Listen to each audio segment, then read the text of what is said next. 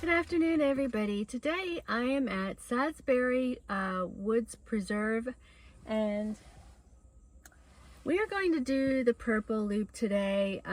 At least as much of it as I can do. It is later in the afternoon, and I do have to get to work tonight. But I had been down here before, but when I got down here, there was a sign up and a line that you couldn't get into this parking lot. They had closed it for restoration or something like that. So I came back today in hopes that I could go through it, and it looks like we can. So let's go. This is the parking lot.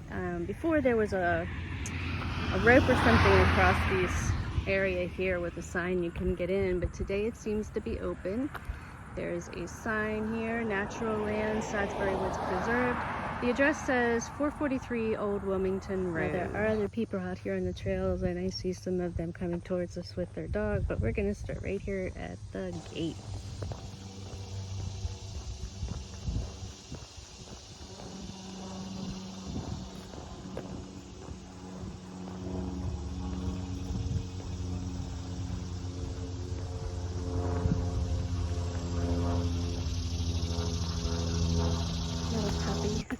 Yeah, and this is the rocky part of the trail. So you can see there is a lot of rocks, and it looks like it continues to go that way for a little bit. There are trail markers on the trees here. We are going to attempt to do the purple loop. I didn't even hear about the yellow or red loop, so we'll see what happens as we go along. So yeah, I'm going to be looking down because there is a lot of rocks here. But as I was saying, this is a trail that I had been down to earlier this year, and it's a little over an hour drive for me. And I got here, it was pouring down rain the whole time, and I got here and it did stop raining, but I couldn't get into the park. I just hit it on the one day, or one of the couple days a year, that they weren't letting people come in for hiking because I guess they were doing some maintenance. So it's been on my list for quite a while, and definitely wanted to come back here. So far, really, really nice. Just a lot of woods, nice little path. It's cool out despite being 80 degrees. And here comes another person. So that's 3 people already that I'm passing. Coming up to the little bushcraft fort here. Kind of cool. Okay, a little ways in, you'll see a split here. Now, this is a loop trail, but it's a kind of like a lollipop. Okay, I think I'm going to go to the left here. It looks like if I go this way, I'll be able to get to a stream, and then possibly if I need to bail out early, depends on how long this takes me and anything that might happen, there's a trail closer to bail out on. So far, just woods. Let me give you a 360 here.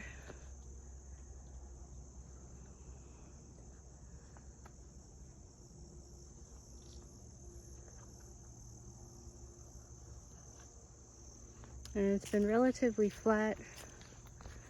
You can tell I'm going at maybe a 1%. Okay, not even a mile in. And I had to put on my bug net. I am so glad I bring one of these along. There are a lot of bugs right now, and it's not a hot day really in the woods here. I know it's less than it is out in the sun. My car said 80 degrees when I got here, and as I was standing by my car, it felt like, oh my gosh, I'm going to sweat to death. And then I got in the woods and it was like so much cooler. So that's not the reason. I don't know what the reason is for all the bugs here, but just let you know they are here. So in addition to bug spray, it's good to have an over-the-head bug net. Okay, I'm at the sign where you have to go to the right to keep on the red and yellow trails, but we are going left to stay on the purple trail. It does seem like most people must have taken the red and yellow trails because there's still a bunch of spider webs that I'm running into, so it doesn't seem like many people go back this way. I guess, you know, if you're older or you just don't want to go far and you're just taking your dog out for a quick walk, that's probably why. But so far nothing stands out on the trail as far as points of interest. It's just a nice, quiet, shady walk through the woods. And yeah, I took my bug net off. I'm gonna try it and see, but I am keeping it right here so I have access to it. And I also picked up a stick just in case I have to move anything out of the way on the trail, like a snake, you know. Not a rattlesnake, but like another snake, you know. A little over a mile in, and we're starting to go downhill, which leads me to believe there will be an uphill at some point. Kind of went really minimalist today. I just wore my hydration vest, brought a little bit of water, some gum, that kind of thing. I didn't bring the whole kit and caboodle of my backpack. Parts of me wish I had, but it's what I'm doing with that when I don't really need it is using it to train on my treadmill at home. So I've been progressively putting weight in it and you know, varying my incline, my speed, and my mileage. So it's easier to keep that thing packed up because I'm also learning and refining my weight distribution in my pack, which is an excellent benefit of being able to do it home rather than trying to do it when you're already out on the trail. So since this trail is pretty straightforward and there's no real points of interest, it's a nice trail, don't get me wrong. It's shaded, easy to follow, very well marked. But I wanted to take this time to actually talk about a couple other things. One of them being is that I'm going to try my best to get as many hikes in as I can before the weather turns really cold. Once it's cold, they're less frequent. And it depends on ice conditions, snow, and just temperature. Last year, I did quite a few hikes in the cold temperatures, and I don't mind, but this year I'm going to be a little more selective, and so I'm going to try to get as many in now and space them out until I get enough, you know, to get through that winter time. But I will be hiking quite a bit up until probably mid-November, and some of those things that I'm going to be doing, one of them is a backpacking trip, and that will be with my friend Darcy. I will not say where we're going yet, but it should be fun. It's going to be a 2-night, 3-day thing instead of just overnight. And that'll be in September. In October, I have a trip planned up north with some other content creators, and then another one of those in November. Outside of that, I will be either solo hiking or meeting up with friends here and there to go on hikes. I normally hike at least one day a week, and that is because I think I've mentioned it before. I work the overnight shift. That means I work 11 p.m. to 7 a.m. So I sleep during the day. I usually get in bed around 7:30 or 8, and then I will sleep. If I'm sleeping fairly well, I'll get up at 2:30 or 3 o'clock. That's the best case scenario. So it's a little more difficult as the seasons change for me to get out in the evenings or when I wake up. Once I wake up, it takes me an hour and a half at best to get out the door. That includes waking up, having some coffee, taking a bath, and getting out the door after I get all my stuff together and driving to the trail. Now, as winter time progresses, you know, it gets dark quicker. Sometimes it'll even be dark by 5:30. So that also limits my time. Additionally, I generally work 6 nights a week. So that doesn't leave me a lot of time anyway. And what I do is on the night that I have off, I will sleep overnight instead of during the day, and then get up and try to enjoy the day as much as possible. one of the things I like to do is have collabs. In other words, meet up with other content creators and do a hike together. I also have a couple of those planned in the next few months, so I'm excited for that. And all of those trails that I mentioned are going to be new trails that I haven't been on before. There's a lot of trails too that I went on and did make some videos way back when that are south of me now, because I just moved in December. I moved north, and I'd like to go back to some of those and do videos again. I don't have any of those older videos up on my channel anymore. I took them down probably 6 months ago because I realized they were really bad. I didn't have any camera skills at all then, not that I have a lot now, but I have a very good editing app, and they were vertical format rather than horizontal. Sorry, there's a plane going overhead. And I don't know, they just weren't something I wanted to keep out there. But what I want to try to do is get back to some of those trails. Kelly's Run, the Pinnacle, Overlook, down near Holtwood Dam, a couple of those. And we go over a little bridge here, over this little trickle. It's not much of anything, just a teeny little trickle. It's not the stream crossing that's coming up.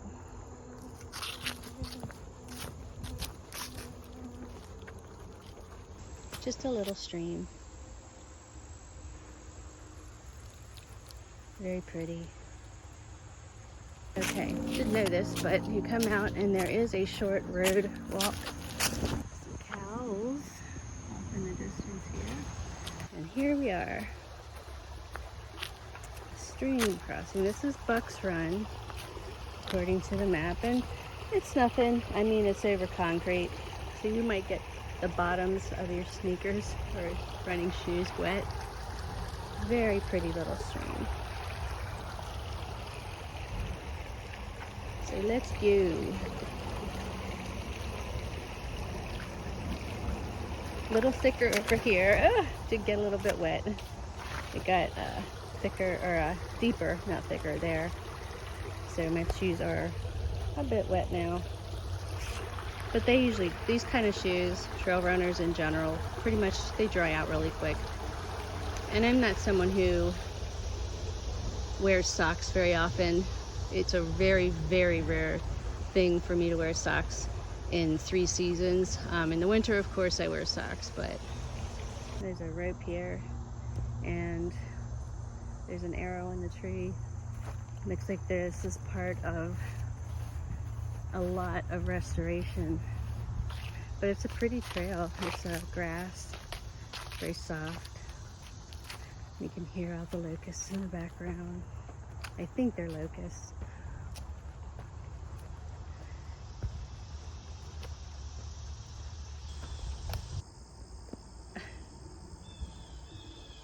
Birds are going crazy. Don't even know what's going on. Yeah, back to the bug net. So the other thing I wanted to talk about today is how you can support your favorite YouTube content creators. Now, I personally, I'm so small that I don't have any kind of monetization, and I'm not looking for that. My goal is to get to at least 1,000 subscribers though, because that's when vendors start sending you, I guess, propositions to test out their products. Now, I have gotten one, but I looked at it in the email and it seemed more to me like they were just trying to find salespeople. So you get a commission for promoting their products. And I don't want to be a salesperson, not at all. But what I would like is to be able to test out products for free. Because if you're not a hiker, a regular hiker, a backpacker, camper, you may not realize it, but it's expensive. You know, so trying to find the right backpack to fit you, the right type of tent, the right sleep system for camping. Sometimes you have to go through several of each. And if you're backpacking, it's even more so, because you're going to be carrying everything on your back, so you're going to try to get things as lightweight as possible. There are areas that require bear canisters, and you know, you're just constantly refining your pack. So, you know, it would be helpful at some point if I could get more offers from vendors to try out their products. That would be great for me. But as far as how to support content creators outside of that, and I don't have any of this, but there's Patreon. Some of them have Patreon accounts. Some of them have GoFundMes. Some have the Buy Me a Coffee link. And some of them sell merchandise. That's all great. And that's a great way to support your favorite content creator. I don't have any of those. So, and I'm not sure if or when I ever will. But there are other ways that are at no cost to you that help to support your content creators like myself. So we come out of the woods and we're back on the purple loop, and it's somewhat open. We follow this grassy path. Looks like it goes up and around the bend here and then back into the woods. Still have this one. It kind of look like something from Fiddler on the Roof at times. I don't know. But so anyway, content creators and their support is not just about money. Money does help to purchase better camera equipment, to go on trips, covers the gas money and anything else needed for the trip. Back into the woods, here we go. Sorry, it's a little rooty here, must pay attention. But there are many other ways to support content creators, especially small ones like myself. Obviously, subscribe. When you subscribe, that gets me closer to a goal, and like 1,000 is the goal that I'm looking to get to right now. The other way is to like the video, comment, and to share. Now I know not everybody's really into doing those things, but they are free to you ways to support YouTubers. The other thing that's really important, and I do this myself, besides these things I do, let me take this off again, is to actually watch the video. Watch time is super important for YouTube to give you more, I don't know what you call it, advertising. They show your video more the more watch time hours that you have. So if you have a half an hour video, none of my videos are longer than half an hour, try to watch the whole way through, because that always gives YouTube the incentive to show my video to more people. Okay, we're up to the second stream crossing, and I am going to have to try to rock hop. Doesn't look real difficult. We're gonna try it, and I'll try to take you along. Hopefully I don't fall.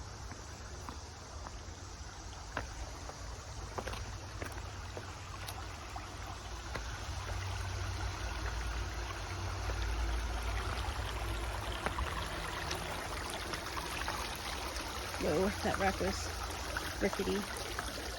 That's where having trekking poles is useful.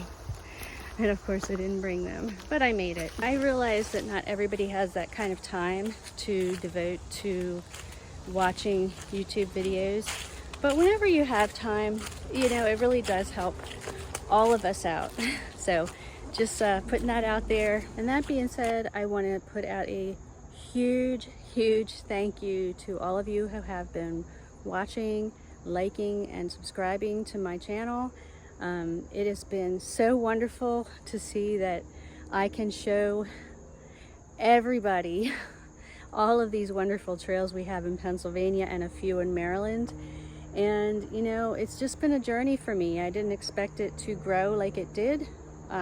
Not that I'm like huge or anything, but you know, when you start out with 8 to 10 subscribers and they're all family, you know, that's pretty much what I started out doing, is putting it out there so that my family could keep up with what I was doing.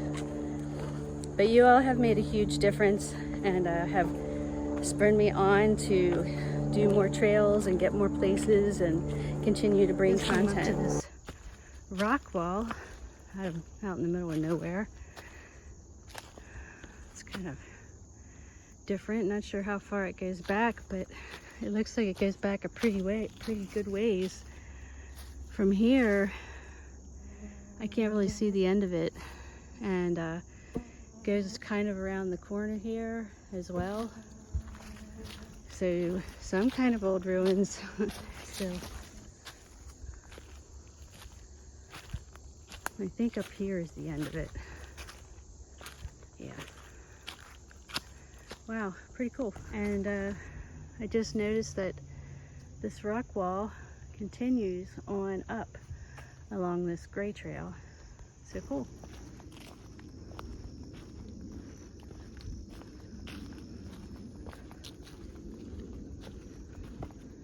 Looks like a kind of narrow path, but a very pretty one. Look at all these ferns. Ferns are awesome. I'm in a virtual field of ferns here. Wow. I had to put my bug net back on too. It's been off and on the whole trail. Some places are buggier than others today. I don't know. And just like that, we're back out to the purple trail. You know, and for the price of an overhead bug net is like only a couple dollars, and it's probably the best investment I've made of all the equipment that I have, bar none. It saved me many times.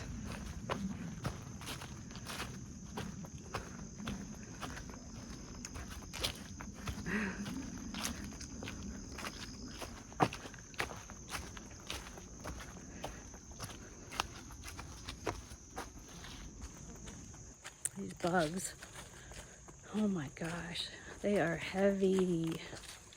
I don't know if you can see them, but I am so glad I have this head net. Man, this place is going to be a super awesome place to hike once the leaves change. That will probably be the main attraction of this trail. Awesome. You can already see on the ground where the old leaves had fallen. Okay, so I'm back in the car.